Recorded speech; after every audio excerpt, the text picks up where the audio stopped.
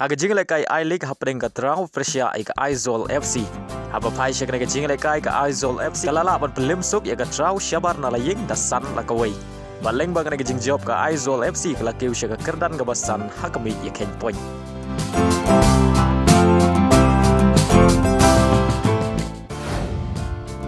Haga jingle kai Indian Super League happening ka Jamshedpur Persia ika Chennaiyan. Haga ka jingle kai baro art league Kynhun kia khai tamar argol. Yagi argol jong ka Chennaiyan layo bantep haga minit ka bakandai bar haga minit ka basau peu.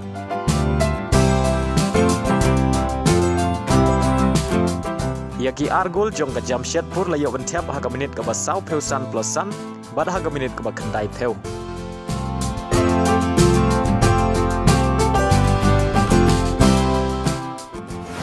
Jingle kai Saudi Pro League happening ka Damax Persia ya Kynhun u Benzema ka Al Ittihad. Andre haga ni jingle kai u Benzema u Clemdon bat ka Kynhun.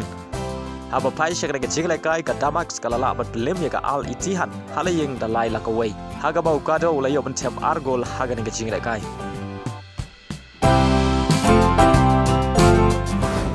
Haga jingle kai Premier League happening ka Everton Persia ya ka Newcastle. Ba pai shakra ka jingle kai ka Everton ka lala bat Liem suk ya ka Newcastle da lai lanot.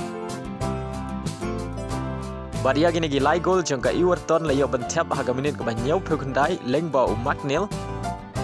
Haga minit ka ba prapen riu lengba u dau gol. Badia ka gol ka balai la yo bantep haswa ban kot ka jingle kai kata haga minit ka ba kandai peu plus riu lengba u Beto.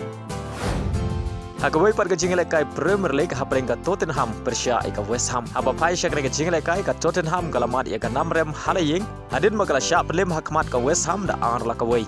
Yagi ni gi argol jong ka West Ham la yo bantep haga minit ka ba san peu ar lengbau Bowen. Badia ka gol ka ba ar la yo bantep haga minit ka ba nyau peu sau lengbau Prowse.